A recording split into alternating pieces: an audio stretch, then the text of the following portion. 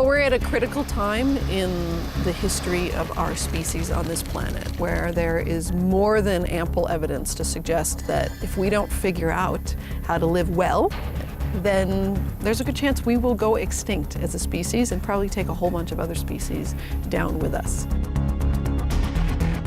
Global warming is happening.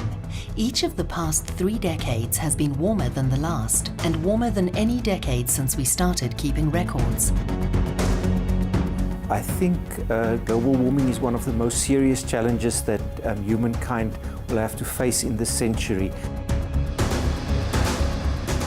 The climate is changing, and it's not just the scientists that are saying so. People all over the world are noticing it.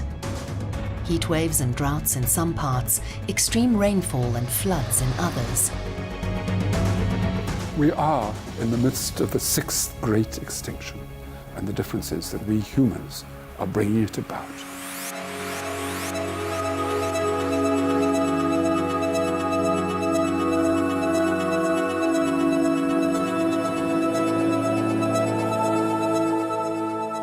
Sea levels are rising. Arctic ice cover is shrinking. Crop yields are changing, getting smaller.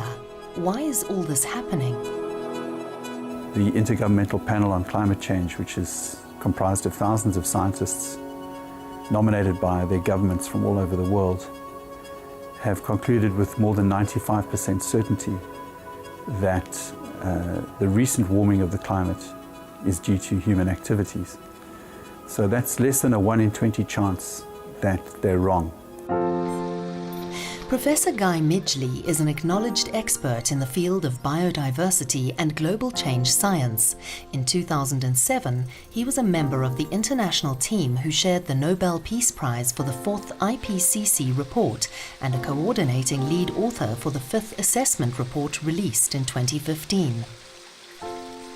There's this huge body of evidence of a wide variety of types, from the land, from the ocean, from the atmosphere, from the biophysical environment, and even from space, from satellites, that shows that this change is well underway.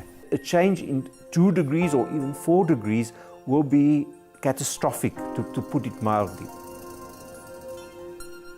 Ernst Conradi is a senior professor in the Department of Religion and Theology at the University of the Western Cape, where he teaches systematic theology and ethics.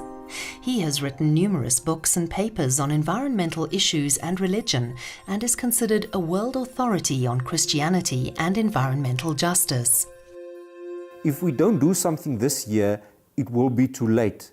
You will be in serious trouble if you live close to the end of the century. It is indeed that serious. But what exactly is it that humans are doing that is contributing to this crisis? The main thing we know that's causing the climate change is these emissions of carbon dioxide from these fuels, which we call fossil fuels, because they were stored millions of years ago. But there is another important cause, and that is people cutting down forests and converting natural ecosystems into areas where we grow crops. And that also releases various kinds of gases, not only carbon dioxide, but other gases, which can cause the climate to change. The billions of tons of released gases rise into the atmosphere, causing what's called a greenhouse effect, warming that results when the atmosphere traps heat radiating from Earth towards space. If you put on a warm blanket on a hot day, you're going to get warmer. And carbon dioxide in the atmosphere adds, as it were, a blanket that warms us.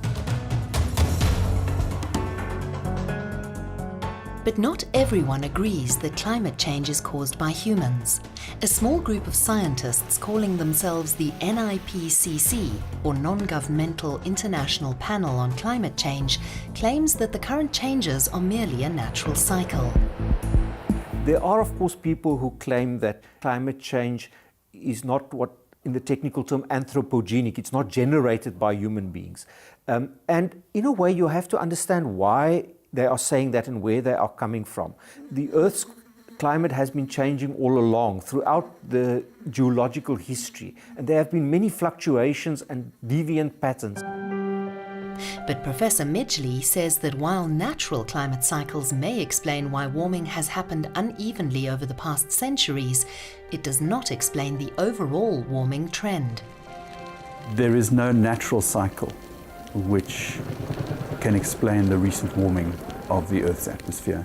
There's been no warming of the sun or any other kind of natural event that would explain the warming that we've seen over the last 50 years.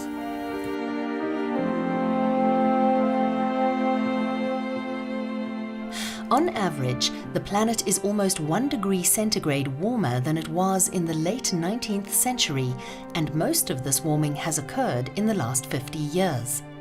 South Africa has warmed by much faster than the average global rate over the last 40 years. So parts of South Africa have warmed by more than a degree for some months of the year.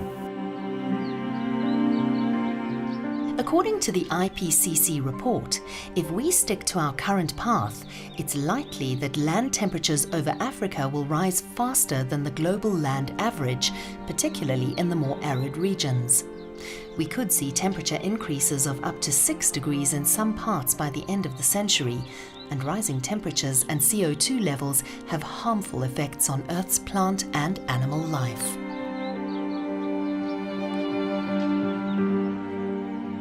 But some scientists, those that produced the NIPCC report, say this is not a bad thing.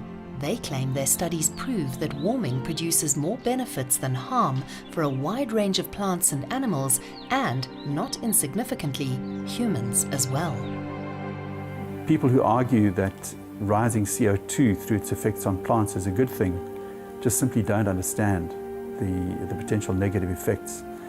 And ironically, where we would really want those effects to be strong, in temperate forests, for example, where the high latitude forests where increased growth would be advantageous, it doesn't happen because temperature is limiting the growth of those plants.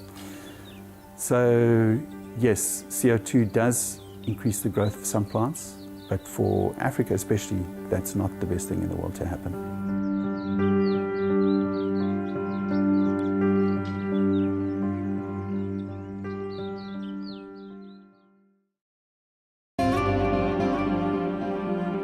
It's said that more than 80% of the world's 7 billion people belong to one or other religion or belief system. And all of them say that humans are the caretakers of the earth, that it is our duty to treat it with respect. All of our scriptures and religions were written at a time when the relationship between humanity and the natural world was much closer. And in indigenous traditions and in the major religions of the world, nature was always held as something that we needed to respect, that it was something that was given to each generation to take care of and to pass to the next generation. Nigel Crawhall is a director of the Indigenous Peoples of Africa Coordinating Committee, a network of 135 Indigenous peoples organizations in 20 African countries.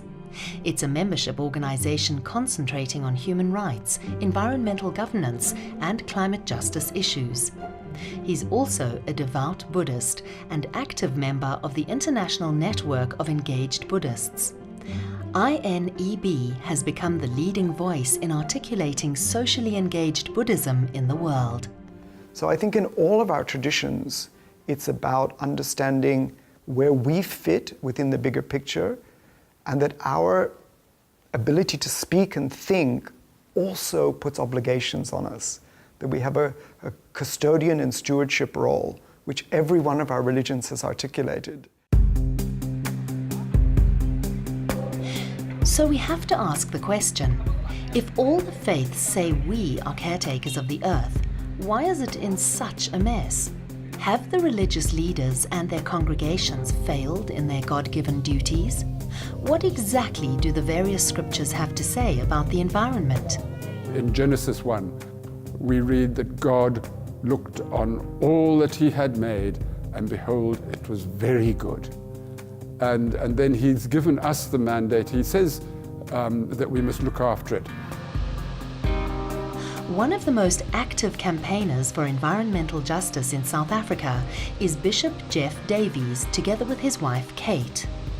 Lovingly known as the Green Bishop, he has long campaigned for churches to become more actively involved in caring for the earth. The Hebrew does say he's given us rule or dominion over, and we have actually exploited that. We've misused and abused that. Creation is a gift from God, and we are called not to subdue and exploit it, but we are called to use it for ourselves, but also to look after it. The Most Reverend Dr. Thabo Makgoba is the Anglican Archbishop of Cape Town and Metropolitan of the Anglican Church of Southern Africa. He actively campaigns for environmental justice and encourages all members of the Anglican Church to live a responsible and respectful life in relation to nature. There are passages like Psalm 24 verse 1, that the earth is the Lord's and the fullness thereof. It reminds us that we are just visitors. We need to really treat the earth, creation, the environment with dignity and care, afford it the sanctity it deserves. In the Assisi Declarations on Nature, it says that in the ancient spiritual traditions, man was looked upon as part of nature, linked by spiritual and psychological bonds with the elements around him. This is very much true in Hinduism, probably the oldest living religious tradition in the world. The ancient Hindu scriptures, the Vedas, the Upanishads, and the Puranas are permeated by a reverence for life. There is an awareness that the great forces of nature, the earth, the sky, the air, the water, and fire, as well as various orders of life, including plants and trees, forests and animals, and of course humans, are all bound to each other within the great rhythms of nature. We met with Sister Pratibha Daya of the Brahma Kumaris World Spiritual University in Cape Town. The movement, run mostly by women, encourages inner growth and a personal contribution towards making a better world. The Brahma Kumaris, our core teaching is really the awareness of the self as consciousness, as a soul, and that the soul is energy, subtle energy. And so we look at the world around us as well as levels of energy, basically. And so with regards to the environment, we see the environment as well as an extension of this energy that is spiritual in nature. And so our teaching very much is really related to that. It's about respecting that form of energy as being also a sacred energy and not just matter alone. And the scriptures of all the other faiths have similar messages. In the Jewish tradition, the Talmud says that heaven rewards the person who has concern and compassion for the rest of creation. Man was given dominion over nature, but he was commanded to behave towards the rest of creation with justice and compassion. The Islamic perspective is that we have to live in harmony with nature and the environment. The Muslim sacred scripture, the Quran, is filled with exhortations for believers to live in harmony with nature. In the Holy Quran, Allah subhanahu wa ta'ala actually describes humans as the Khalifas of the earth. And Khalifas usually have this very strong meaning of being an official leader.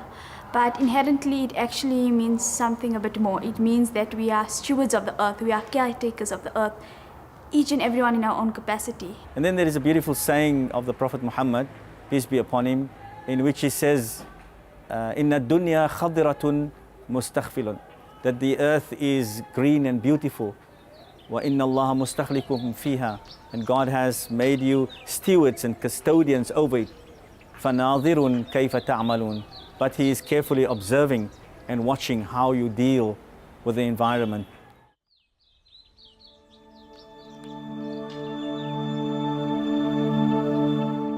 nature is one of God's beautiful creations. Through nature, God is able to teach us, speak to us, and provide for us. For this reason, we can find in Scripture that we humans are called to protect all which He has created. In the Bible, Psalm 96 says, "Let the heavens rejoice, let the earth be glad, let the sea resound, and all that is in it. Let the fields be jubilant, and everything in them. Then all the trees of the forest will sing for joy." The Bible is full to the brim with ecology or ecological wisdom, and that is simply true.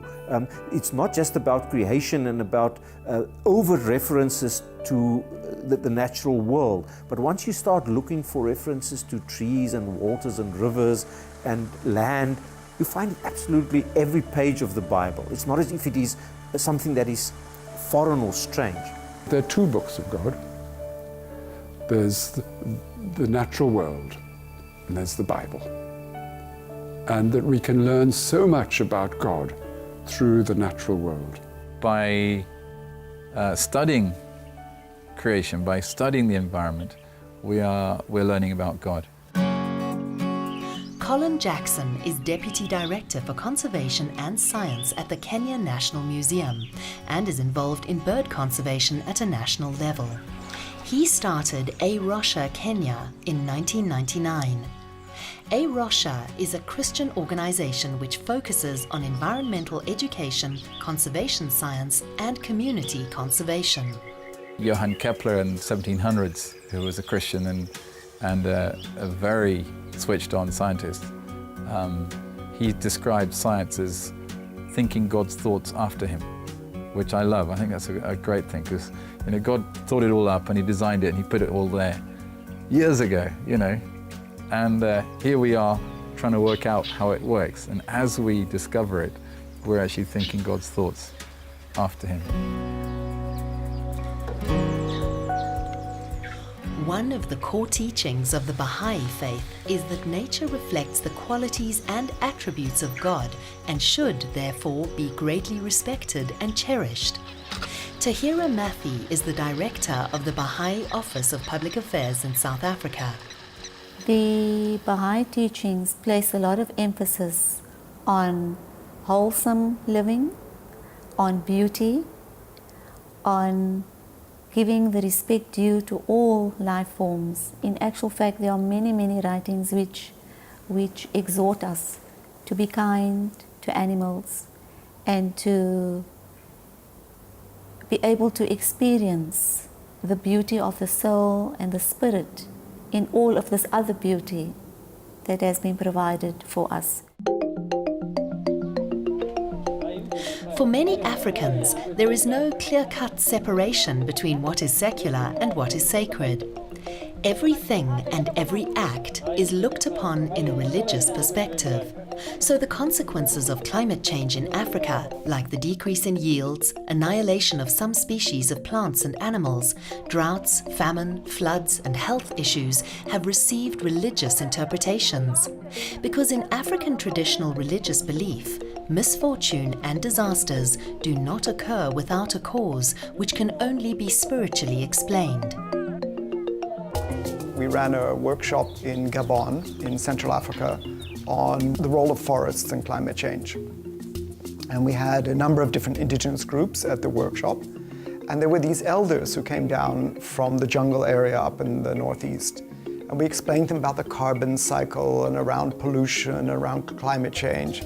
And they were completely dumbfounded. And they looked at us and they said, "You are telling us that people in cities cause this problem from their emissions, from making pollution? We thought we did something wrong." So here is a group of people in a remote rural jungle where a big river runs through this area, where there's a lot of wildlife, a very, very beautiful area. But they could see that the entire forest was changing. The seasons were changing, the plants were changing, the animals were changing. But they took responsibility. They thought spiritually they had offended the forest somehow. And I thought within that is a story that is very powerful, that indigenous people take complete responsibility for their relationship to the earth, but people who live in urban areas cause this cataclysmic mess on the planet, but don't take any responsibility at all.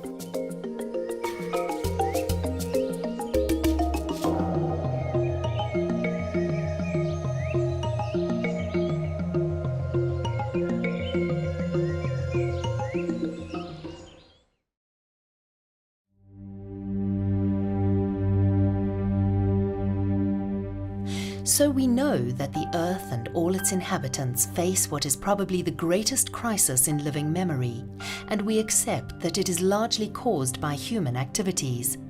But what is really at the core of this apparent insanity that is driving us to destroy ourselves? Well, what is the real heart of the problem? What is the core problem that we're looking at here? And really it comes down to greed.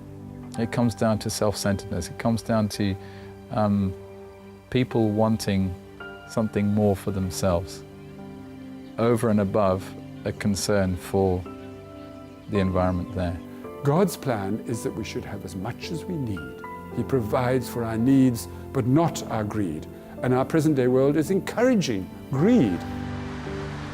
According to the World Watch Institute, human civilization will collapse and efforts to tackle global warming will fail unless the world stops its culture of greed and excessive consumerism. Consumption has grown dramatically over the past 5 decades, and expenditures per person almost tripled. The commodification of nature and the rise of consumerism goes hand in hand, because now nature is to be consumed. Nirmala Nair is a consultant at the National Adaptation Program of Action at the Tarayana Foundation in Bhutan. She believes that sustaining life is all about learning to live the dynamic balance of our unique inner and outer ecosystems. She started the School of Practical Sustainability to combine her mindfulness work with exploring simple, practical solutions that embody local wisdom in the face of the ever-changing climate chaos. The sanctity of nature is gone, deeper intelligence of nature is gone, but we have shaped nature for our benefit to consume. The world, the earth is finite, so we cannot have constant growth because eventually the earth will run out of the resources that we have been using. Buddhist Anisondru Sonam is a board member of the South African Faith Communities Environmental Institute. She says the Buddha taught that we need to develop a sense of universal responsibility to collectively and individually protect and nurture the environment in which we all live. She believes we have forgotten these wise words. So we constantly take things from the earth, which is not getting any bigger. We make things with it, we sell it to each other, and then we throw things away into the earth again.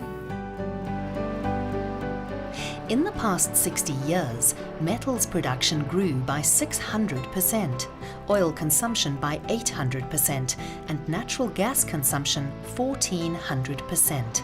More than 60 billion tons of resources are now extracted annually, which is about 50% more than just 40 years ago. Nature is now no more nature, it's natural resources. And if you start looking at the whole concepts that are floating around, you can begin to understand the deep shift away from nature as something sacred, nature's intelligence as something that is a guiding principle of life force as such, to natural resource management. The Ecological Footprint Indicator, which compares humanity's ecological impact with the amount of productive land and sea area available to supply key ecosystems, shows that humanity now uses the resources and services of 1.3 Earths. In other words, people are using about a third more of Earth's capacity than is available, undermining the resilience of the very ecosystems on which humanity depends. We've got to figure out how to live here on this home, our planet, but it's not ours alone. And we've got to figure out how to live well together with others. Rob is talking about Dr. Dana Baumeister is a biologist with a devotion to applied natural history and a passion for sharing the wonders of nature with others. She works in the field of biomimicry, a relatively new science which looks at sustainable solutions to human challenges by emulating nature's patterns and strategies. There are very strong limits to the amount of fresh water that's available to us, how much capacity our atmosphere has to hold carbon dioxide. And while we've sort of intuited this most of our time on the planet, science today has demonstrated over and over again that we live on a finite planet. And if we don't learn how to live well with those resources that are limited here, then we have a good chance of going extinct. Let's think about that for a moment.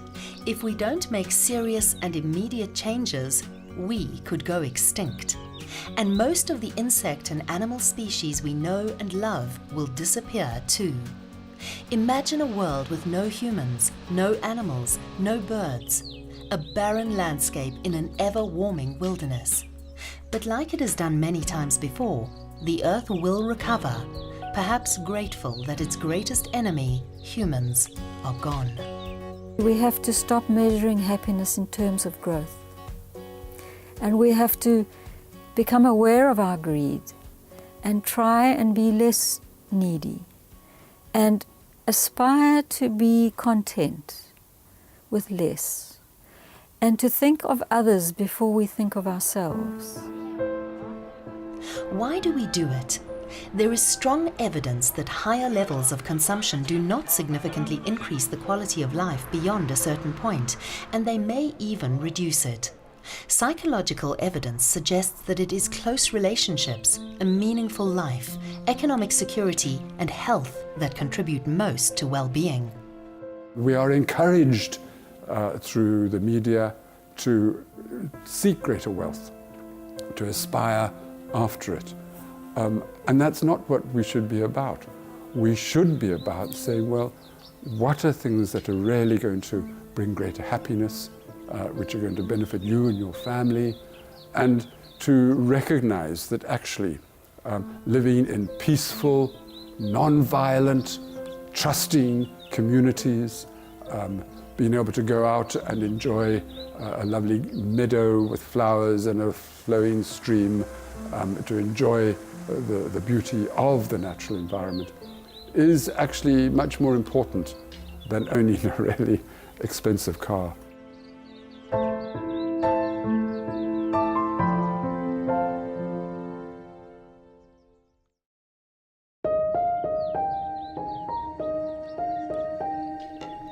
We have established that the scriptures of all the faiths talk about us being caretakers of the earth and tell us to treat it with respect. And we know that in the last 100 years or so, we have largely ignored those instructions. While knowledge of the scriptures is important and should be studied, just knowing about them is not enough. Without some form of action, the situation will only get worse. So the question is, do religions have an important role to play in helping the earth heal itself? You know, I think religions have an increasingly important role, and it's actually vital and essential that they recognize that they have a very, very important role, apart from the fact that God told us to look after His amazing creation. We get involved because we care for the environment, and faith groupings ought to get involved because it is the right thing to do at the right time for the right reasons. It's not as if you can talk about, let's say, Protestant rivers and Muslim forests and Catholic lakes and Jewish whatever else. We live on one planet and we need to collaborate with one another in order to deal with the challenges that lie ahead. Faith communities can create impact by being examples. You know, when we bring in more simplicity in our own lives, it's through our example of simplicity that we inspire that within our communities. So we need to be humble, and we need to work together with people of other faiths, people of no faith, in conserving the common environment, because this is a common challenge facing all of us. And it seems to be working. In the last 5 years, there has been an explosion of interest and concern about the environment worldwide. And now we're seeing a global mobilization of Christians, Jews, Muslims, Buddhists, Hindus, Jains, Sikhs, whoever you name it. People are waking up and realizing that we have to apply our spiritual resources to the challenges that we're facing right now. And I'm happy to be a little piece of that.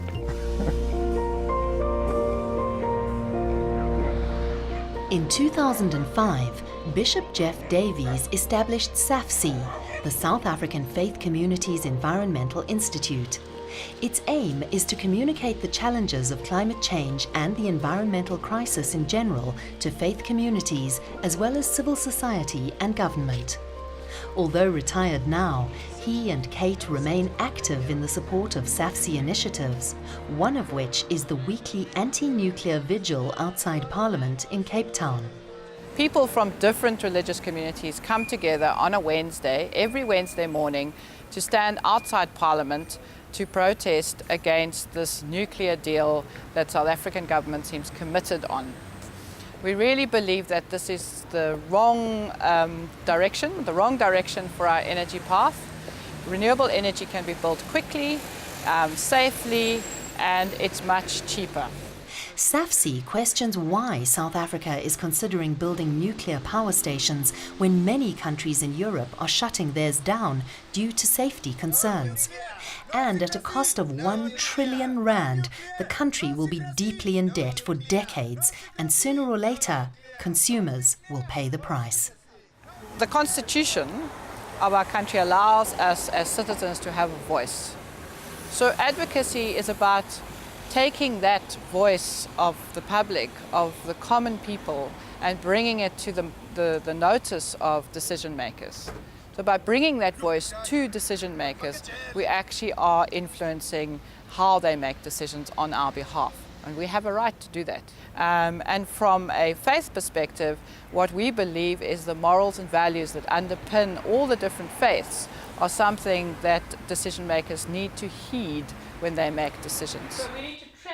Liz McDade, together with SAFC, regularly run workshops in a number of regions in South Africa and in other African countries. SAFC is an organization that works throughout the SADC region. And what we're finding is that churches and mosques and temples and the people of faith are interested in actually learning more about the environment. So you're concentrating the heat. And that's the concept. You can it's so hot. Participants representing various faiths and denominations throughout the continent attend the workshops where they are taught the basics of climate change, environmental consciousness, and are given practical methods that they can take back to their own congregations. This training provides an opportunity for me to learn skills that I can take back to my country and train my colleagues about advocacy and what they can do in their own communities. We are stewards of God's creation. So as a church, we've got to preach that gospel to the people so that we keep God's environment well. I believe there's a world out there that people do not know about. There are dimensions out there that if you had to understand, changes your whole perspective to life as holistically. We have to be stewards of the environment, and the environment is us. If we take action now, we can make a great change. I believe that I've got a duty, and as part of evangelization, as my faith is, to be part of the process of bringing change and a paradigm shift.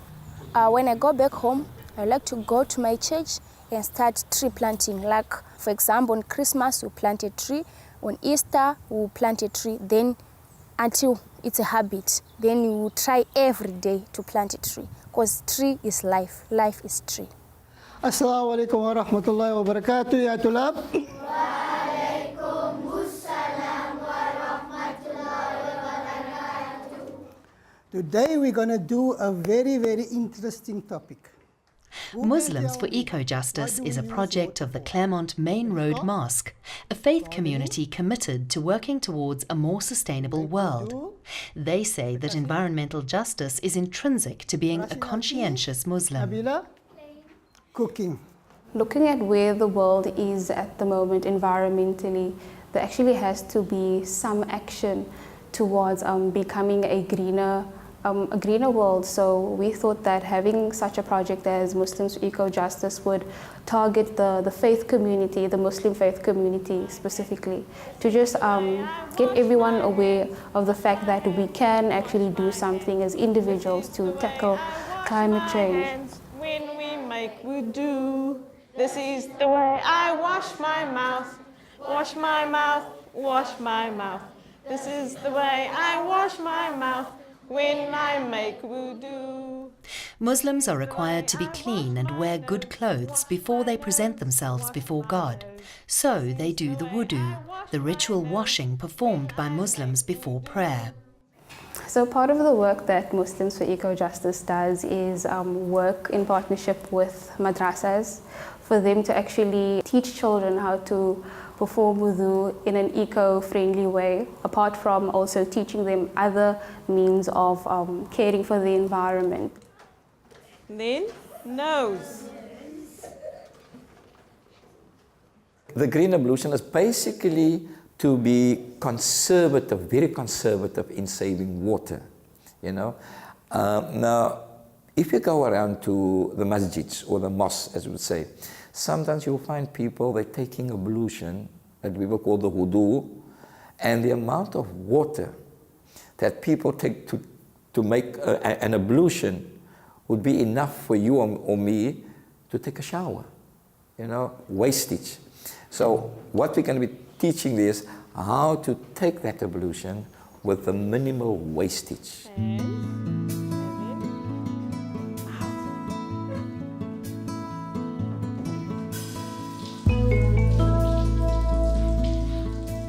At the Dar es Salaam Masjid in Mitchell's Plain, they have a different approach to water saving. We realize for the area we're staying in, it's underprivileged, very poor basically, and we were looking at this amount of water that just go to waste. We decided we've got a soup kitchen, let's make use of this water, and that's why we lead, all our pipes is lead into a tank, and that tank has been feeding our vegetable garden. Water's in the tank, going slap, slap. People walking fast, going slap, slap, slap. The masjid looks after 120 children in the creche, and this number swells to 360 in the afternoons. Now we needed to create something where the children can realize at the early stage that they can become self-sufficient with a little bit of space. We do cooking here, and we thought it's good for the children to know that what they're eating actually comes from the ground, and it's God's creation. We're saving the water, we're feeding our plants with the water. The children in the same time realize, but my soup I'm getting, I grew something for my soup. The children are taught how to plant the seeds, to water the garden every day, and to nurture the plants until they have grown big enough to harvest.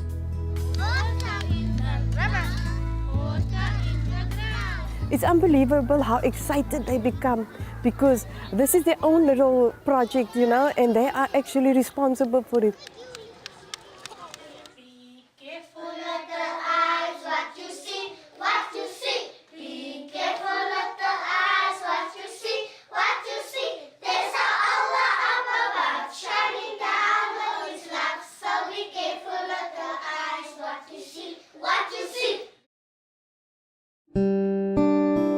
We know now that the world is in crisis, that if we don't make significant changes in the near future, we may not survive. So what is being done to make these changes happen? Perhaps most significant is the United Nations Framework Convention on Climate Change, which was established in 1992 and now has 197 member countries. The parties to the convention have met annually from 1995 in conferences of the parties, or COP, to assess progress in dealing with climate change. The 21st session of the Conference of the Parties, called COP21, took place from the 30th of November to the 11th of December 2015 in Paris, France.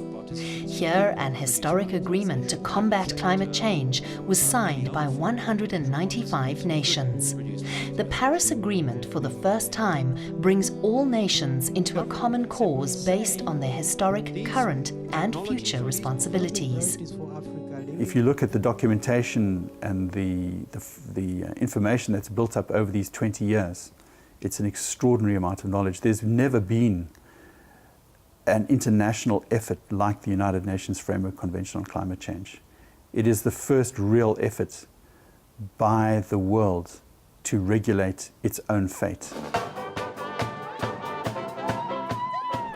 2 months before COP21, a large crowd of concerned citizens gathered at Milnerton Beach in Cape Town for an event called Light the Way. Representatives of all the major and minor religions were there to show their support. Organised by Action 2015, together with several other local organisations, it was part of a worldwide event called Global Day of Action. Thousands around the globe called on world leaders to light the way for a better future for people and the planet. The event was timed to take place on the evening before the United Nations Historical Sustainable Development Summit in New York, where world leaders adopted new development goals which will have the potential to tackle poverty, inequality and climate change. It was here that Pope Francis made an historic speech on the rights of the environment.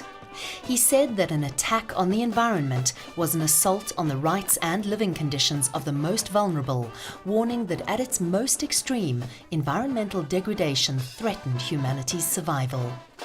Any harm done to the environment, therefore, is harm done to humanity, Pope Francis said.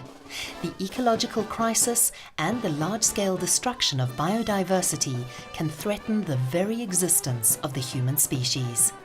So what you're seeing tonight is a global rally of civilians, of people all over the world that are tired of poverty, of inequality, and of the damage that we're doing to ourselves and causing this climate change with major destructive consequences.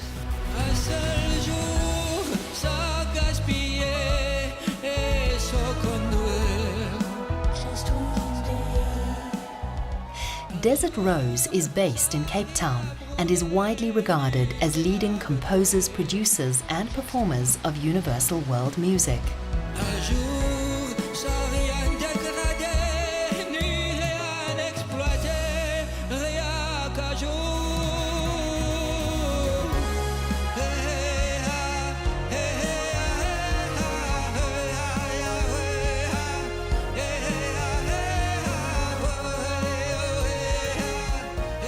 We've chosen to put all our energy into using music in the area of climate justice and climate action because we really do feel that this sums up the full manifestation of the human condition, which is one of greed and one of being disconnected. To show their support for the United Nations Sustainable Development Summit, COP21, and the Fast for the Climate Global Movement, they wrote this song.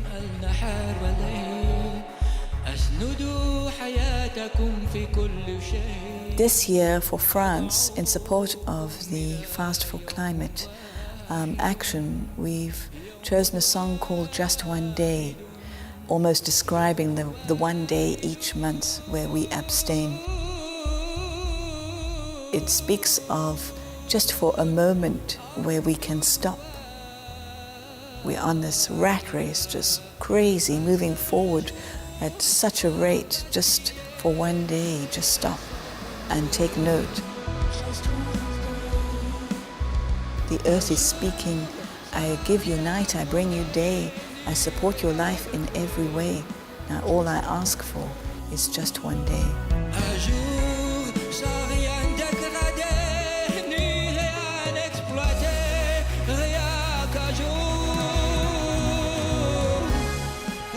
And the French translates, into just one day of no feasting, no killing, just one day of no mining, no burning, no destroying, just one day of no exploitation. And then the chorus goes into a chant. We're just using sounds, almost like Hopi Indian sounds that don't have a particular language, but have the emotion of the frustration of the elements of nature and of the indigenous people who never lost their connection with that. How much more can one man own before he's satisfied?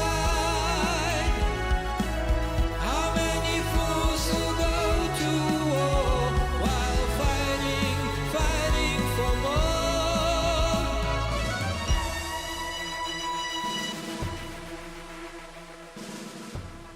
15 seconds, guidance is internal. 12, 11, 10, 9. Ignition sequence start. 6, 5, 4, 3, 2, 1, 0. All engine running. We have a liftoff. Liftoff on Apollo 11. Both hands down about the fourth rung up. When astronaut Neil Armstrong made history as the first man to walk on the moon in July 1969, he looked up and saw the Earth, bright blue in the black sky. Later, he said, "It suddenly struck me that that tiny pea, pretty and blue, was the Earth. I put up my thumb and shut one eye, and my thumb blotted out the planet Earth. I didn't feel like a giant. I felt very, very small."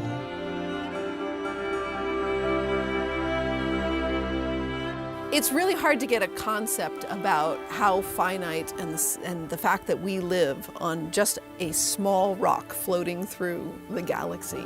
And it wasn't until the late 60s when we actually went up into space and turned around and looked back at our blue dot, the sole planet that we know that supports us and life as we know it.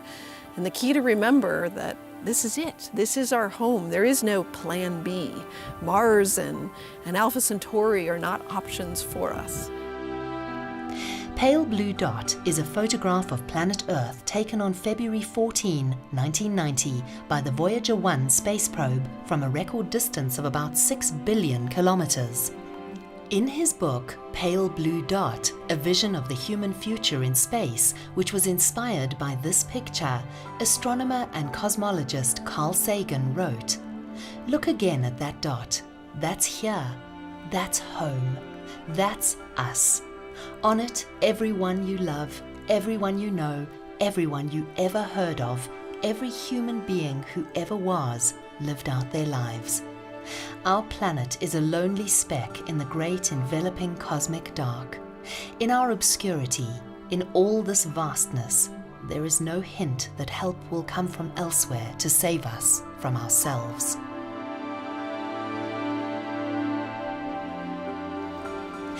In part 2, we meet a group of amazing individuals who are using the relatively new science of biomimicry to study the way nature does things. We will see how they are using the lessons they learned to design environmentally friendly products and processes that will revolutionize the way humans live on planet Earth in the years ahead.